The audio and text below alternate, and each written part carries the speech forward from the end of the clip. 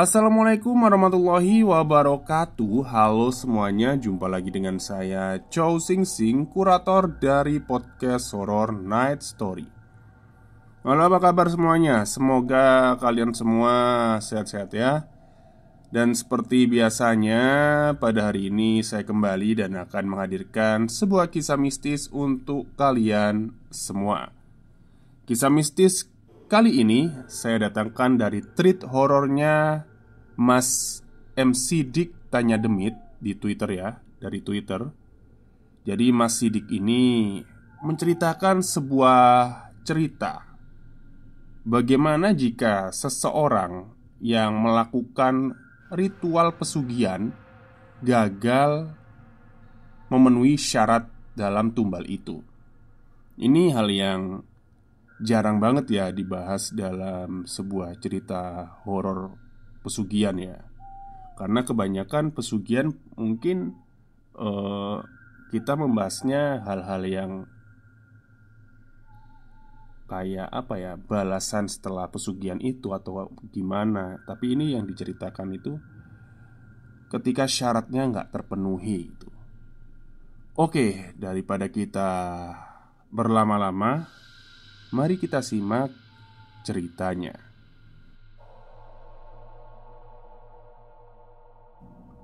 Ada sebuah pertanyaan. Apa yang akan terjadi ketika manusia gagal melaksanakan tumbal dalam pesugihan? Karena banyak cerita tentang pesugihan, namun hanya sedikit yang membahas hal seperti ini dalam ceritanya. Aku akan menceritakannya sedikit agar kalian paham kenapa pesugihan itu dilarang untuk dilakukan. Karena itu akan berhubungan dengan nyawa dan jiwa kalian yang terjerat dengan mereka. Suatu perjanjian yang selalu berhubungan dengan para makhluk gaib yang selama ini berada di antara kita tanpa kita sadari, selalu menimbulkan resiko yang akan disesali oleh seseorang yang melakukan perjanjian itu semasa hidupnya. Terutama perjanjian-perjanjian yang mewajibkan para manusia untuk mengirimkan tumbal kepada mereka sebagai syarat bahwa derajat mereka lebih tinggi dan para manusia tersebut tunduk kepada mereka sebagai seseorang yang lemah dan butuh bantuan mereka dalam hidupnya. Mereka akan mengabulkan apapun, mau itu kekayaan, kejayaan, ataupun keilmuan. Semua keinginan manusia akan terkabul secara instan, asal mereka harus diagungkan layaknya dewa, dengan persembahan-persembahan yang harus mereka berikan kepada makhluk itu di malam-malam atau hari tertentu. Itulah yang terjadi dengan manusia yang sudah rapuh dan putus asa dalam hidupnya, atau para manusia yang iri atas pencapaian manusia lain sehingga ingin membalasnya dengan cara yang sangat kotor dan tidak beradab. Banyak dari mereka yang akhirnya benar-benar kaya, mempunyai istri yang cantik jelita, karir yang bagus, bahkan dihormati banyak orang, dan memiliki keilmuan yang mumpuni di kalangan manusia. Banyak pintu yang akan terbuka jika kita mencari kenikmatan duniawi dengan cara seperti ini. Tentunya banyak pula persyaratan dan perjanjian yang berbeda di setiap ritualnya, yang mau nggak mau harus mereka penuhi. Meskipun semakin lama persyaratan yang harus mereka penuhi akan semakin berat. Pak Budi adalah salah satu contohnya. Kini dia sedang berkeliling kota untuk mencari salah satu hewan penting yang harus dia sembeli sebelum malam tiba. Tubuhnya yang gemuk terlihat berlari dengan tergesa-gesa mencari ke pasar ternak yang kini tak jauh dari parkiran tempat ia menyimpan mobilnya. "Pak, mau cari kambing?" kata pedagang yang mencoba memanggil Pak Budi, yang masih terlihat berlari memasuki pagar itu dengan baju kemeja, celana, dan sepatu yang sedikit mewah pada tahun itu. Pak Budi kini terlihat mendekati pedagang kambing yang tepat beberapa puluh meter dari tempatnya sambil berlari. "Iya Pak, kalau kambing yang berwarna hitam legam seluruh tubuh itu ada nggak Pak ya?" kata Pak Budi dengan nada yang tergesa-gesa. "Oh, waduh Pak, kalau semuanya hitam ya nggak ada. Adanya yang hitam bercorak putih," kata pedagang itu sambil memperlihatkan kambing-kambingnya yang terikat di belakangnya. "Waduh, nggak ada ya Pak? Kira-kira saya harus cari kemana ya Pak? Apakah ada pasar kambing lagi di sekitar sini?" kata Pak Budi dengan nada yang sedikit terlihat panik. Bentar Pak. Coba Bapak ke daerah selatan, ya ke daerah Ciwidey atau ke Pangalengan Pak. Ya siapa tahu di sana ada Pak." "Emang buat apa sih Pak kambingnya? Kok warnanya harus hitam semua?" kata pedagang itu dengan nada penasaran. Buat anakku Pak. Dia pengen kambing tapi warnanya harus hitam semua. Nggak boleh ada corak putihnya sama sekali," jawab Pak Budi dengan wajah yang kini nampak semakin panik. "Aduh, kalau anak mah beli aja satu ini Pak. Nanti tinggal dicat hitam aja gampang," katanya sambil menarik salah satu kambingnya yang terlihat bugar. Namun Pak Budi hanya menggelengkan kepalanya. Dia hanya berterima kasih sekaligus minta maaf kepada pedagang itu karena apa yang ia cari tidak ada di sana. Dan dengan tergesa-gesa dia kembali ke mobilnya yang terparkir di parkiran yang tak jauh dari pasar. Sebuah mobil Toyota Scarlet XL yang tergolong mewah pada zaman itu terlihat sangat berbeda dengan mobil-mobil lain yang terparkir di parkiran itu. Mobil kecil yang cocok digunakan oleh eksekutif muda seperti Pak Budi ini menjadi idaman para pekerja kantoran yang sedang meniti karir di suatu perusahaan. Dengan mobil yang berwarna merah dan corak garis putih di sekitar bodinya, membuat mobil itu nampak menawan. Apalagi dengan pelek putih dan bannya kecil, membuatnya sangat cocok dipakai oleh orang-orang dewasa yang ingin tampil trendy pada tahun itu. Pak Budi nampak buru-buru. Dia langsung menancapkan gasnya ke arah selatan kota Bandung. Terdengar suara ayam yang berkokok di bagasi belakangnya. Suara dari ayam cemani yang ia beli dengan harga mahal kini terikat di sana. Juga ada berbagai buah-buahan seperti kelapa, jeruk, pisang, serta kembang 7 rupa yang dia beli di salah satu jalan di kota Bandung. Terlihat barang-barang itu memenuhi maksud saya bagasi mobilnya pada saat itu. Pak Budi mengendarai mobilnya dengan kecepatan yang tinggi. Jalanan yang masih sepi dan lenggang membuatnya bisa menyalip beberapa kendaraan sekaligus di depannya. Beberapa kali Pak Budi melihat jam tangannya. Sebuah jam tangan Rolex mewah berwarna kuning keemasan dengan berlian yang berkilau di setiap ujungnya. Namun wajahnya terlihat sangat pucat. Keringatnya kini bahkan membanjiri tubuhnya yang agak gemuk di dalam mobil. Pak Budi adalah salah satu kepala dari salah satu pabrik produksi kain di Bandung Timur. Pabrik yang awalnya hanyalah pabrik kecil, hanya dalam waktu 2 tahun pabrik itu menjadi pabrik yang besar dengan produksi yang berkali-kali lipat dari sebelumnya.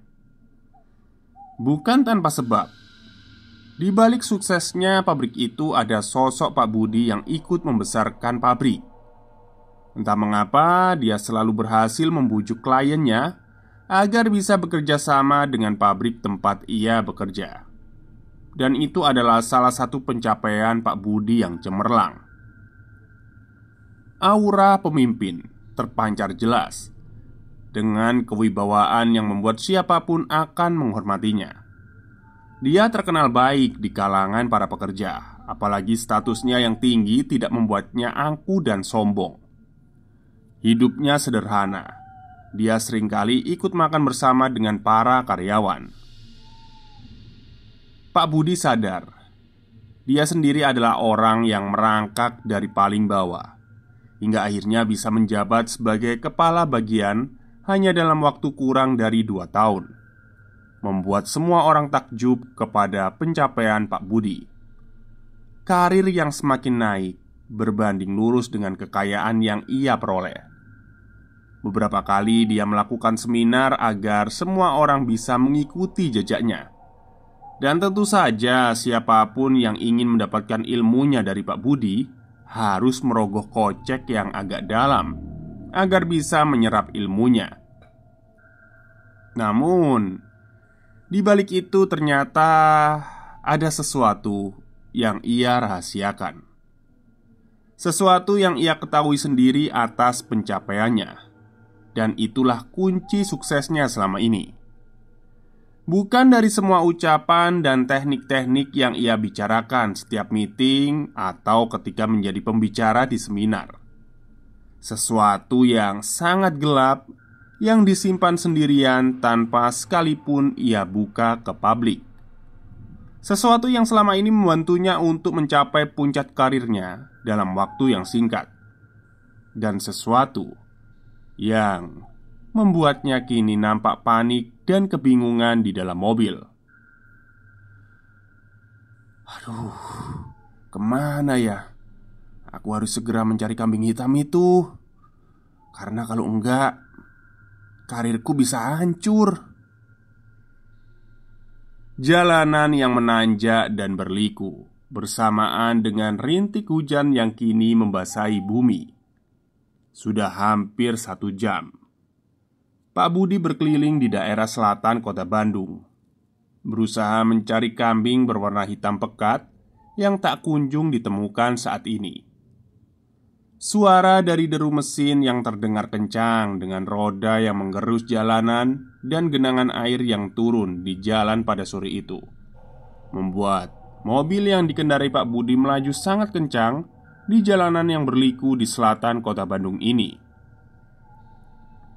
Cari kemana lagi nih? Kata Pak Budi bicara sendiri. Kedua tangannya memegang setir mobil dengan lihai. Jalanan yang sangat lenggang ketika masuk ke perkampungan membuat Pak Budi bebas menjalankan mobil tersebut dengan sekencang-kencangnya. Apalagi dengan air hujan yang turun dengan sangat deras bersamaan dengan langit sore yang semakin gelap hingga menutupi matahari sore yang ingin menyinari Pak Budi dengan sinar hangatnya. Wajahnya panik tak karuan. Baju kemeja mewah yang ia pakai kini ia lepas, hanya menyisakan kaos oblong berwarna putih yang kini ia kenakan. Rasa cemas kini terlihat dengan jelas. Beberapa kali ia melihat jam tangan mewahnya karena merasa waktu terbuang dengan percuma. Pak Budi nampak putus asa karena dia tidak menyangka apa yang ia bangun secara beberapa tahun ini akan menimbulkan sebuah bencana. Mengingat masih ada sesuatu yang masih belum ia penuhi sebagai syarat yang harus ia berikan di tahun ini. Dan apabila itu gagal, dia khawatir semua yang ia bangun akan sirna sepenuhnya. Dan Pak Budi akan kembali menjadi orang biasa tanpa ada keistimewaan yang seperti ia rasakan sekarang. Waktu terus berlalu. Awan yang awalnya mendung kini memuntahkan air hujan yang turun sangat deras. Bahkan hujan itu tidak berhenti hingga malam tiba. Pak Budi yang dari tadi siang berkeliling dengan mobil kecilnya kini nampak lesu. Mobilnya terparkir dalam salah satu rumah makan di daerah pariwisata di selatan kota Bandung. Tempat wisata yang menjadi primadona bagi siapa saja yang berkunjung di Bandung saat itu. 2 ayam bakar, 2 teh manis, dan beberapa bungkus makanan ringan. Juga 2 buah kopi hitam terlihat di atas meja. Sungguh aneh memang. Padahal Pak Budi hanya makan sendiri. Namun dia memesan semuanya dalam 2 porsi. Terlihat Pak Budi dengan lahapnya memakan ayam bakar beserta lalapan dan nasi yang memenuhi piring yang ia sajikan. Rasa cemas dan khawatir yang ia rasakan tadi siang kini membuat dirinya lapar. Dalam beberapa kali, ia gigit semua makanan yang ada di depannya dengan sangat cepat. Saking cepatnya dia beberapa kali tersedak dan minum es teh manis yang ia pesan sebelumnya. Namun apa yang merasukinya pada saat ini, 1 porsi tidak ia sentuh. Dia sengaja menata makanan itu layaknya 2 orang yang sedang makan bersama. Bahkan dia juga menyiapkan kursi kosong yang ia bawa di meja sebelah untuk disimpan di depannya. Tidak ada perasaan takut dan khawatir akan orang-orang yang melihatnya makan. Dia melahap makanan itu seperti orang yang kesurupan. Namun, dia beberapa kali mengangguk dan tersenyum ketakutan ketika melihat ke arah kursi kosong yang ada tepat di depannya. Pikirannya masih belum tenang. Dia masih memikirkan kambing hitam yang harus ia cari, yang hingga saat ini belum ia temukan. Hujan terus-menerus membasahi selatan kota Bandung, membuat usahanya mencari kambing semakin terhambat. Karena di waktu hujan seperti ini, para penjual kambing biasanya akan pulang lebih cepat dan akan kembali berdagang di pasar ternak esok paginya ketika cuaca sudah cerah. Tiba-tiba, piring yang berisi ayam bakar yang berada di dekat kursi kosong bergerak secara perlahan di depan Pak Budi. Bersamaan dengan kopi pahit yang ia pesan juga bergeser perlahan ke arahnya. Pak Budi nampak tidak takut akan hal itu karena memang sudah terbiasa dengan kejadian seperti itu. Pak Budi hanya mengangguk dan mengambil makanan yang kini mendekatinya. Makanan yang sudah ia santap kini habis tak tersisa, menyisakan makanan yang tadi bergerak ke arahnya dengan kondisi utuh di atas meja. Mulut Pak Budi terbuka lebar. Ayam bakar yang nampak lezat itu ia makan dengan beberapa kali suap. Namun ekspresinya kini nampak berbeda. Mulutnya tidak mengunyah dengan lahap seperti ayam bakar sebelumnya. Dia seperti terpaksa ketika makan makanan itu. Karena rasanya mungkin kini terasa hambar ya. Tidak ada rasa daging ayam dengan kecap manis yang memenuhi lidahnya kini. Semuanya terasa seperti air mineral tanpa rasa yang masuk ke dalam mulutnya. Namun wajahnya nampak ketakutan kepada sesuatu yang nampak duduk di kursi kosong itu, yang memaksanya untuk memakan semua makanan itu meskipun rasanya hambar. Suara petir menyambar bersamaan dengan langit yang kini mulai hitam, menandakan bahwa malam akan menemani mereka di tempat itu. Di saat yang bersamaan, di antara sinar petir yang menyambar dan terdengar hingga ke tempat makan Pak Budi, tiba-tiba saja sebuah suara terdengar dengan jelas. Suara yang membuat Pak Budi semakin cemas atas apa yang terjadi pada dirinya di malam ini. Budi, ingat ya, sebelum jam 12 kamu harus menyembelih ayam dan domba hitam. Dan kamu juga harus memberikannya ke Abah. Aku tunggu di tempat itu.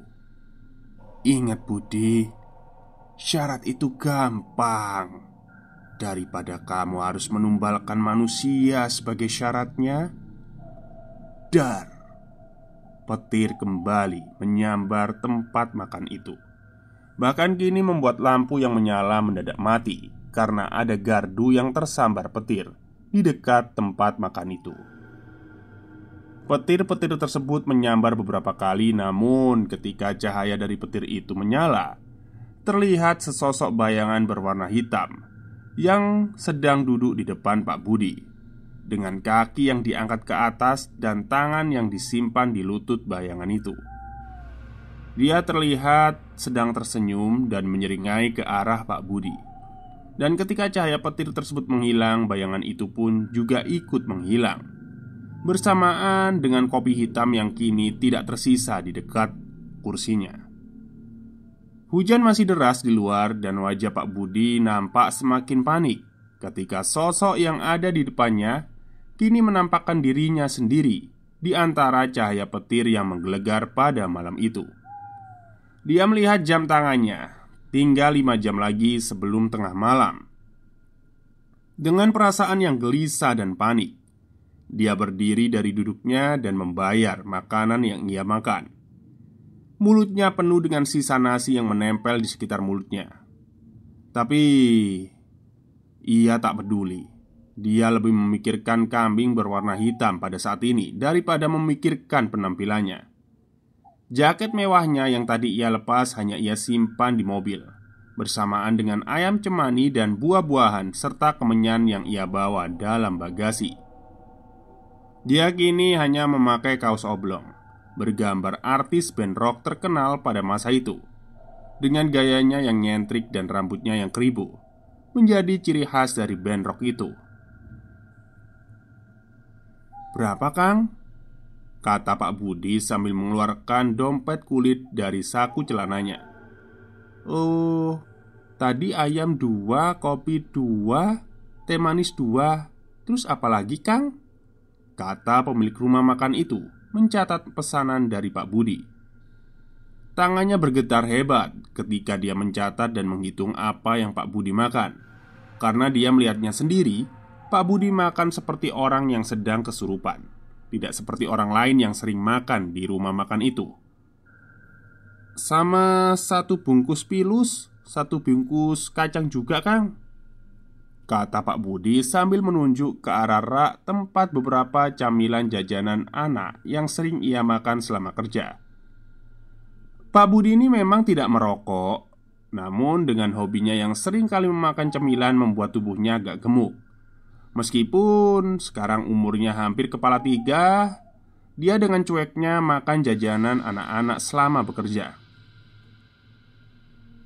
"Semuanya 15.000, Kang," kata pemilik rumah makan itu.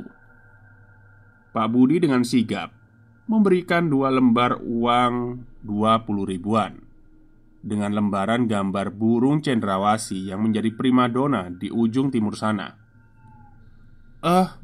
Ini kebanyakan, Kang," kata pemilik rumah makan itu sambil mengembalikan 1 lembar uang kepada Pak Budi.